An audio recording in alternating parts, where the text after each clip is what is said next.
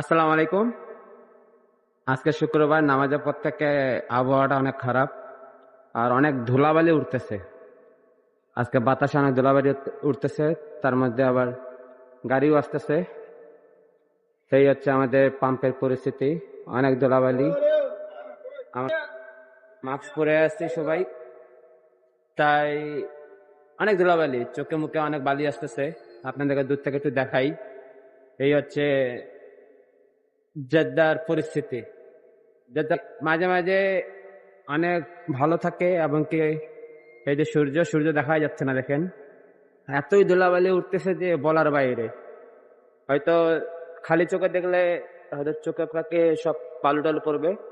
এই যে আমাদের পাম্পের চারদিকে মনে করেন ধুলাবালি শুধু উঠতেছে আর বাতাস, প্রচন্ড বাতাস। এই হচ্ছে জেদ্দার পরিস্থিতি। আবহাওয়া অনেক খারাপ এবং কি অনেক বাতাস হচ্ছে, বাতাসের কারণে অনেক ধুলাবালি হচ্ছে, ওগুলো সম্পূর্ণ জায়গা ধুলাবালি উঠতেছে অনেক। এই হচ্ছে পাম্পের পরিস্থিতি, অনেক পরিস্থিতি খারাপ। না জানি বৃষ্টি হবে, বৃষ্টি হইলে সব বালুগুলো ধুয়ে যাইতে পারে। তো এই হচ্ছে আমাদের পাম্পের অবস্থা। এই যে ছেলেপেলে অনেক কষ্ট করে কাজ করতেছে, ছেলেপেলেগুলো কাজ করতেছে খুব কষ্ট করে।